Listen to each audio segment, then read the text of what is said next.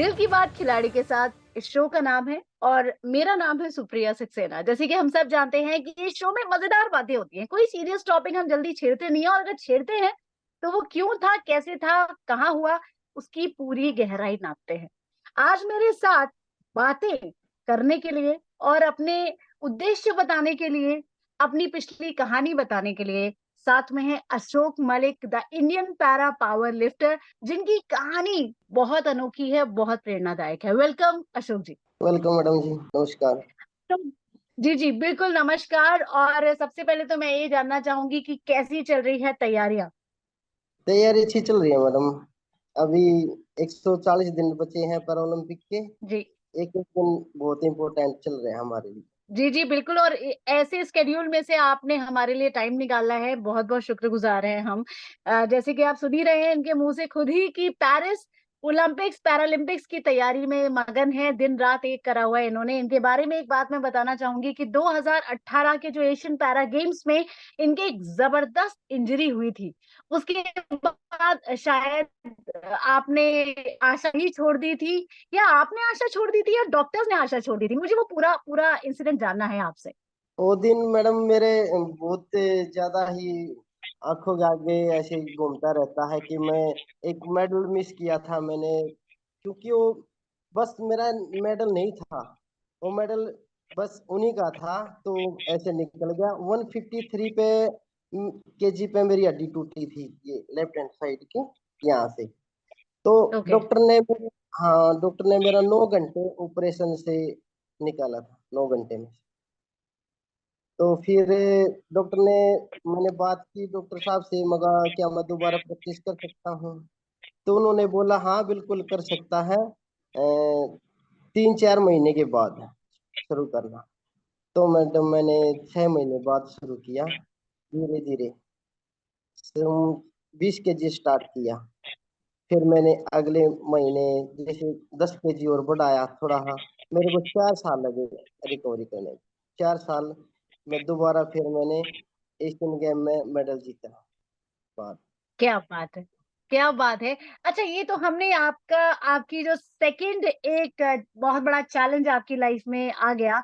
बचपन से आप पोलियोग्रस्त हो गए थे और शायद उस वक़्त वो 80s के एरा में जब पोलियो के केसेस काफ़ी बढ़ गए थे भारत में, तो उसमें से शायद आप भी एक रहे होंगे। तो मुझे जानना है कि उस वक़्त सोसाइटी का, समाज का आपको अपनाने को लेकर कैसा एक मेंटालिटी थी? मानसिकता क्या रखते थे लोग? उस टाइम तो बहुत ही ज्यादा ये मानते थे भाई ये पैरालाइज हो गया है, इसका पोलियो हो गया, तो अब ये क्या करेगा आगे, तो कुछ नहीं कर सकता। अब तो ये एक मतलब एक वो बहुत बोलते हैं ना कि वो एक दूसरे के ऊपर बोझ बनना, कि अब तो ये बोझ हो गया, हमने इसका सारी जिंदगी इसको सपोर्ट करनी पड़ेगी, इसका खिलाना पिलाना सब ये ऐसे सोचते थे।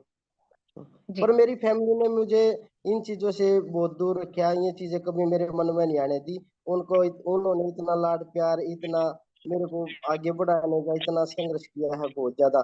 मैं 5th 6th क्लास तक मेरे को ऐसे मतलब पीठ पे बिठा के स्कूल में छोड़ के आते थे मेरी मम्मी और मेरा भाई। अब 5 साल 6 साल लगातार स्कूल 1-1.5 किलोमीटर था, जी। तो सुबह भी लेके जाना। तब उस टाइम बसें और ये मतलब व्हीकल का साधन नहीं होता था। तो फिर शाम को हुँ। 2 बजे, दोपहर के बाद फिर 2 बजे मेरे को लेके आते, सुबह 8 बजे छोड़ के आते हैं। सात 7 साल इतना संघर्ष करे था उन्होंने।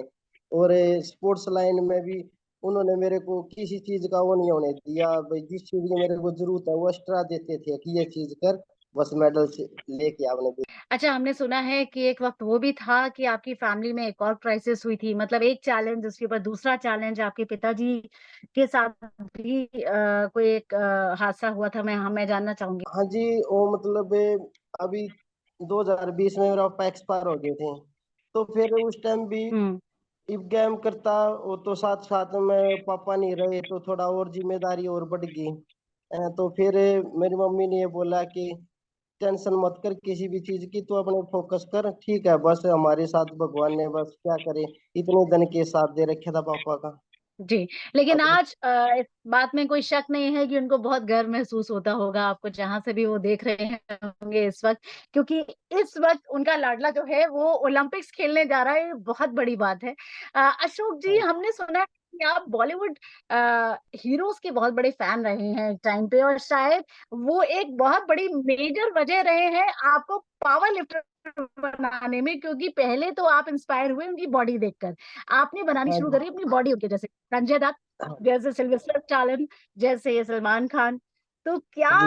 मतलब क्या था, इतनी इतनी फैंटेसी कैसे इतने क्यों पसंद आते थे वो लोग? जस्ट बिकॉज़ ऑफ देयर बस बॉडी या मैडम, कोई और भी रीज़न था? तो अच्छी लगती थी, जैसे मतलब वे मैडम जैसे टी शर्ट शर्ट पहनते हैं, मतलब अच्छे से बाइसेप और चेस्ट, मतलब बॉडी बिल्डर के एक लुक सा अलग से दिखता है, हाँ भाई पर्सनालिटी दिखती है। तो सलमान खान हो गए, सनी देओल हो गए, संजय दत्त हो गए, तो ये बहुत अच्छे लगते थे, इनकी फिल्म देखते थे, और बॉडी ऐसे मसल्स देख के बहुत मतलब ऐसा लगता था कभी हमारी भी ऐसी ही होंगी। तो सलमान खान सबसे ज़्यादा आपको कौन-सी पिक्चर में अच्छे लगे? ये बताइए? सलमान खान बहुत अच्छे लगते हैं। बहुत सारी फ़िल्में हैं जिसमें एक रोल तो ज़रूर आ जाता है उनका, जैसे शर्ट निकालना, तो हर हर मूवी में एक रोल तो आ ही जाता है। अच्छा, मतलब आपको उनका सबसे ज़्यादा अपीलिंग जो फ़ॉर्म लगता है, वो जब शर्ट उतारते हैं, फिर वो चाहे दबंग 1 हो, दबंग 3 हो, रेडी हो, किक हो, हाँ, स्टार्टिंग फ्रॉम मैंने प्यार किया, हाँ जी, हाँ। मतलब बहुत सी मूवीज़ है जिसमें शर्ट निकाली है, और सलमान खान ने ही नहीं, संजय दत्त ने भी बहुत मूवीज़ में शर्ट निकाली है। हाँ जी, हाँ जी, बिल्कुल। तो अच्छी बात। मुझे भी बहुत ज़्यादा अ, आई मीन एक एक समय था मैं इनकी बहुत हार्डकोर फैन थी। लेकिन आपको नहीं लगता कि कभी आप उनसे मिले तो कहें कि मतलब आप एक मेजर वजह रहे हैं मेरा करियर बनाने में? हाँ जी, बिल्कुल मिलेंगे तो बिल्कुल कहेंगे जी। आपको देख के हम बहुत कुछ सीखा हमने। बिल्कुल। अच्छा अशोक जी, ये बताइए कि अभी तो पेरिस ओलंपिक्स है, राइट? इसके ये अगर पा लिया तो समझ लीजिए ओलंपिक से बड़ा तो कुछ है ही नहीं, कहीं पर भी। तो वैसे बिल्कुल, मैं बिल्कुल। आपसे एक टॉप तरीके से पूछना चाहूँगी कि आप पेरिस जा रहे हैं, तो पेरिस में क्या-क्या घूमने का प्लान बना के जा रहे हैं? कुछ सोचा है मेडल के अलावा कि एक बार जीत गया बस उसके बाद तो पेरिस में मैं घूमूँगा? बताइए कहाँ-कहाँ जाने का प्लान बनाया है? बट अभी तो देखो दिन रात अब मेडल ही दिख रहा है मेरे को। अभी बाहर जाने का कोई भी मन नहीं है, क्योंकि अब तो मेरे को बस दिन रात मेडल ही दिख रहा है। अब बस मेडल चाहिए पेरिस वाला। उसके बाद सोचेंगे मैडम, अब जब तक मेडल नहीं मिलता तब तक हम कहीं बार वो, अगर जाते हैं हम तो हम बाहर भी नहीं निकलते, जब तक हमारा कंपटीशन नहीं होता तब तक अपने रूम में ही रहते हैं। हमारा पूरा फोकस हुँ। मेडल के ऊपर होता है। ओपनिंग सेरेमनी हो गया, हम नहीं, वो भी बिल्कुल नहीं सही कह जाते। रहे हैं आप। आप अर्जुन की तरह चिड़िया की आँख देख रहे हैं, और ये बहुत अच्छी निशानी है एक खिलाड़ी की या किसी भी फ़ोकस्ड पर्सन की। मुझे ये बताइए, जब आप हाँ जी। बाहर जाते हैं तो आपको घर जैसा खाना तो मिलता नहीं है, तो वहाँ एडजस्ट कैसे करते हैं आप? क्या खाते हैं बस फिर वहाँ? मैडम वैसे भी मैं नॉन वेज नहीं खाता। और वहाँ बहुत सारी मुश्किलें आती हैं। तो अच्छा, क्या करें, ओके। फल फ्रूटे और ब्रेड, बस ये चीजें खा के, जूस पी के, और अपना प्रोटीन ले, और मैं घर घर से अपना खोआ बनवा के लेके जाता हूँ मम्मी से, वही खाता हूँ। अच्छा, खोया। हाँ, खोया। वही खोया खाता खाते हूँ। रहते हो आप? अच्छा, चीनी हाँ, मिला के या फिर ऐसे ही? हम हल्की सी चीनी मिला के तब खाता हूँ उसको, अच्छा लग जाता है, उसका टेस्ट हो जाता है। सबसे बढ़िया लगता है, खा के पानी पी लिया, अपना पेट भर गया। हाँ फुल जी, डाइट। बिल्कुल। हमारे कोच हैं वे जेपी सर, तो जी, जी। वो भी यही बोलते हैं, अशोक के अपना खोआ लेके आना है, ठीक है, और पूरी तैयारी के साथ चलेंगे। बहुत अच्छे से, बहुत अच्छे से सपोर्ट करते हैं मेरे। अच्छा ये बताइए अशोक जी कि अभी रिसेंटली हम एक टूर्नामेंट में मिले थे जहां पर आप खुद 64 किलो कैटेगरी में खेलते हैं, और आपने कैसे करें? 194 किलो मेरे सामने आंखों के सामने उठाया था, और दूसरा आप ये भी हामी भर रहे थे कि मैं 200 किलो तक उठा सकता हूँ। तो ये हिम्मत कहाँ से आती है? अपना ही रिकॉर्ड खुद तोड़ते रहते हैं आप। बस मैडम, अंदर जुनून है, बस ये दिखाना है, करके दिखाना है भाई, वर्ल्ड में सबसे ज्यादा वेट लगाना। तो आपकी बात पेरिस में क्या एम लेके जा रहे हैं? कितना वेट उठाने वाले हैं आप? 210। अरे बाप रे! 210 टचवुड। ये बहुत बड़ी एक अचंभित कर देने वाली, बहुत बड़ी सीख देने वाली ये बात है कि आपको कभी भी आशा नहीं हारनी चाहिए। जहाँ जीवन में इतनी निराशा आ गई थी, जो डॉक्टर ने बोल दिया था कि 1 किलो से ज्यादा वजन नहीं उठा पाएंगे आप, आज आप 210, I am keeping my fingers crossed कि आप वाकई में 210 उठाएं, और मैं तो कह रही हूँ उससे भी ज्यादा उठा ले, और चक दे फट्टे कर दे वहां पर जाके, सीरियसली मैं सबसे ज्यादा शोर वाली ताली बजाऊंगी यहाँ पर बैठ के। अच्छा अशोक जी, ये बताइए कि भारत में पिछले कुछ सालों से बहुत बूम आ गया है दिव्यांग खेलों में, तो इसका क्रेडिट आप किसे देना चाहेंगे? दूसरा ये कि ये जो बदलाव है, ये कैसा लग रहा है? देखो जी, बहुत अच्छा है। देखो मतलब पहले पैरा ओलंपिक का इन लोगों को पता भी नहीं होता था कि उस टाइम में ये खेल भी होता है। अभी 2016 में जब हमारे पैरा ओलंपिक मेडल लेके आए थे, तब इन इन चीजों पैरा ओलंपिक का बहुत अच्छे से स्पोर्ट भी मिला है, क्रेज हुआ है, एक एक दूसरे के बच्चों को पता चला भाई पैरा ओलंपिक गेम होते हैं, इसलिए सभी अब अच्छे से तैयारी करते हैं, अपने देश के लिए मेडल लेके आते हैं।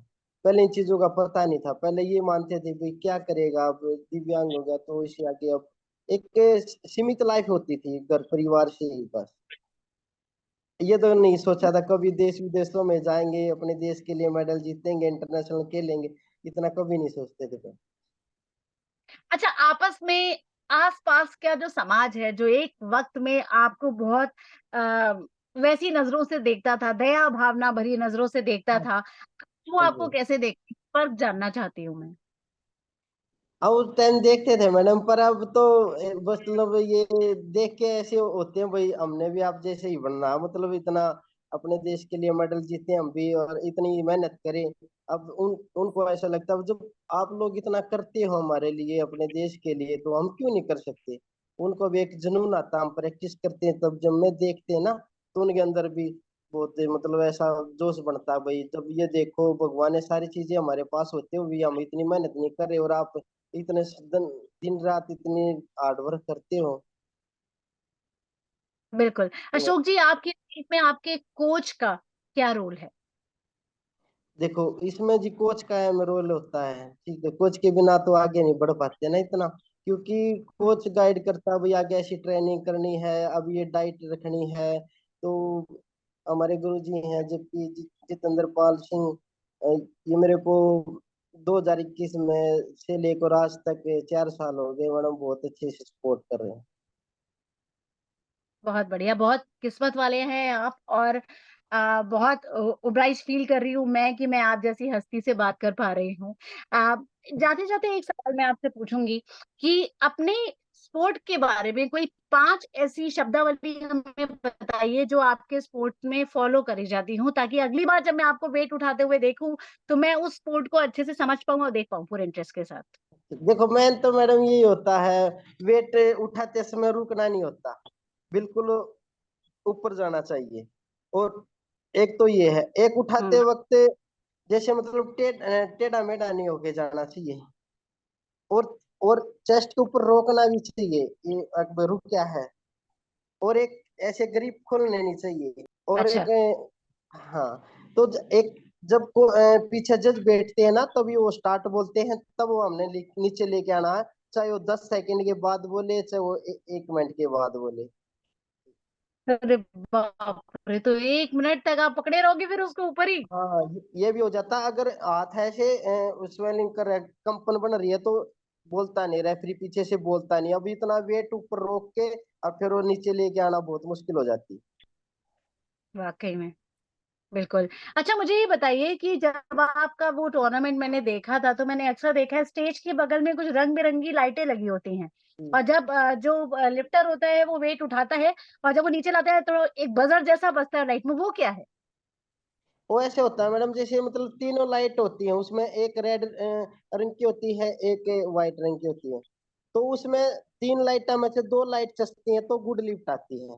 अगर उनमें से 2 लाइट वाइट रेड आ गई तो नो लिफ्ट होगी, एक व्हाइट आ गई तो। अगर तीनों तीनों व्हाइट लाइट लाइट आती हैं तो वेरी गुड लिफ्ट होती है। अगर जब तीनों रेड लिफ्ट आती है तो नो लिफ्ट होती है।